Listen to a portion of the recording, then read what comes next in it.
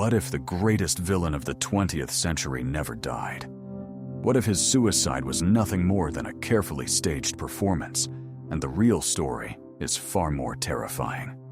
Joseph Stalin, a man whose reports came from the finest intelligence officers in the world, was convinced until his very last breath.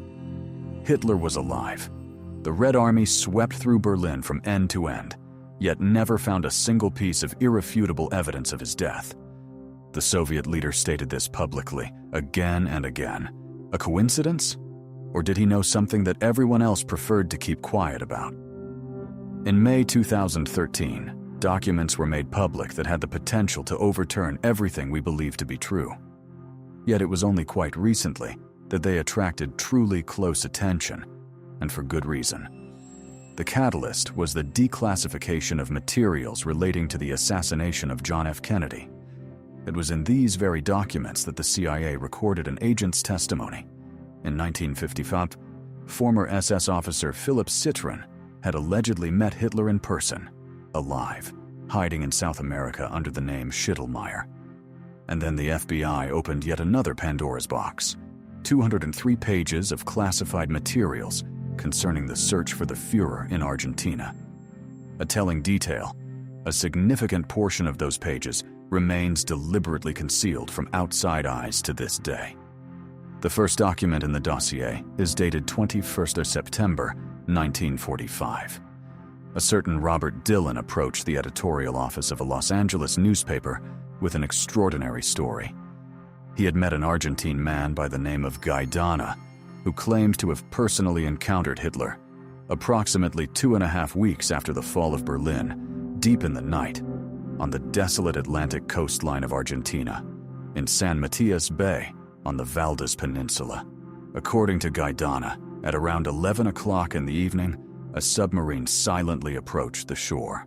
Having received a signal from land, it put ashore a group of men. Exactly 2 hours later, a second submarine surfaced from the dark waters. On board were Hitler, his personal physician, 2 women, and several companions, around 50 people in total.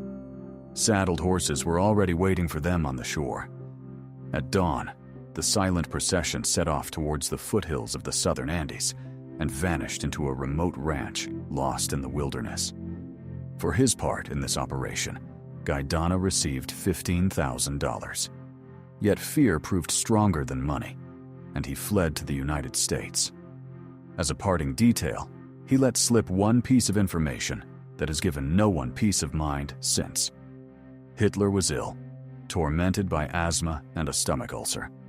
The mustache, that most recognizable of features, had been shaved off. The Führer had become almost no one. Many will no doubt wonder why Argentina, of all places. In those years, Argentina was governed by Juan Perón, a man with open sympathies towards fascism. He had come to power in Argentina with the direct assistance of the Nazis through a military coup in 1943.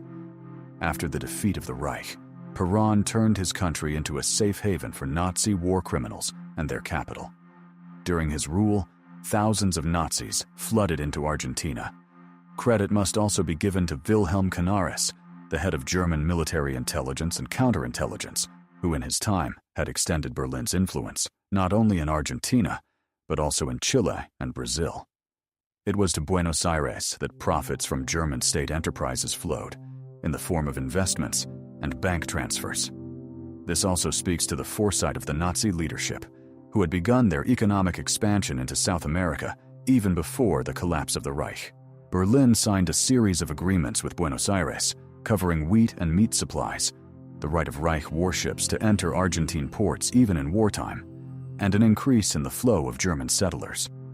The archives preserve Abwehr directives addressed to Argentine station chiefs, in which the necessity of penetrating the economy more aggressively, expanding the agent network, and preparing bases in the event of the Reich's defeat was constantly emphasized. The Germans spared neither effort nor money for their intelligence operations in Argentina. Agents whose identities remain unknown to this day operated across Latin America. It is worth noting that Admiral Canaris was executed in April 1945 on Hitler's direct orders. a means of eliminating the one man who knew too much. He was the only person after Bormann who could have assembled all the pieces of the puzzle and revealed the plan for Hitler's escape and the preparation of his refuge in Argentina. During the Second World War, with the full connivance of its government, Argentina became a financial colony of the Reich. The Germans exercised complete control over the country's heavy industry and several sectors of agricultural processing. According to researchers, between 1940 and 1945, the Nazis established up to 100 fictitious companies in Argentina alone, through which they transferred a portion of the Reich's gold reserves and enormous sums of money out of Europe. The success of the operation was ensured by the compliance of the Argentine government and other Latin American countries, which, of course, did not come free of charge. By 1945, Argentina's gold reserves had grown from 346 tons to 1,170, and Brazil's from 50 to 364 tons. In this way, Hitler paid for silence and a comfortable life. The route by which the Führer reached Argentina has been reconstructed in considerable detail by British journalist Gerard Williams and historian Simon Dunstan, authors of the bestseller Grey Wolf: The Escape of Adolf Hitler. At the very end of April, through a secret passage from the bunker, Hitler, his wife Eva Braun, his beloved German shepherd Blondie, and several others made their way into one of the tunnels of Berlin's disused underground railway. Their places in the Führer bunker were taken by doubles prepared by Bormann, who were subsequently killed and presented as the bodies of Hitler and Eva Braun. Through the metro tunnels, the group led by Hitler reached the only remaining airstrip still under the control of the defenders. A plane was waiting for them.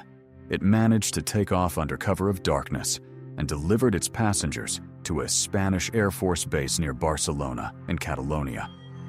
From there, aboard a Spanish Air Force aircraft, Hitler reached the Canary Islands, where on the island of Fuerteventura, he paused to rest at the Villa Winter, a property built in advance by the Nazis specifically for such an eventuality. And from there, by submarine, Hitler, his wife, and his beloved dog made their way to Argentina. In 1945, the Germans exercised complete control over all approaches to the Argentine town of San Carlos de Bariloche. No one could enter the area without the official authorization of the local Nazi leadership.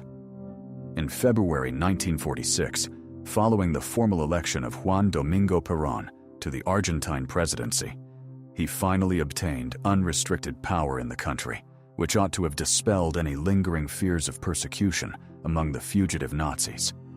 In the late 1940s, Hitler moved freely about Argentina, within a triangle whose vertices were three strategic locations: San Carlos de Bariloche, La Falda, where the home of his friends and early patrons the Eichhorns was situated, and Lake Mar Chiquita. In each of these areas, Hitler owned extensive land holdings. This part of Argentina, in northern Patagonia, was home to a compact German community, a kind of Bavaria, a little Germany, with a climate and scenery very reminiscent of the Alps. It was there that Hitler settled, first on a ranch, and later in a villa specially built for him called Inalco, which was impossible to approach undetected. It was a new Obersalzberg at the ends of the earth. The Inalco estate, a mansion with 10 bedrooms, stood close to the Chilean border. The surrounding area was inhabited by Germans sympathetic to Nazism. There were no roads in this forested district. It could only be reached by water or by air. The building faced Lake Nahuel Huapi at its most remote point. Hitler had a Grumman seaplane at his disposal.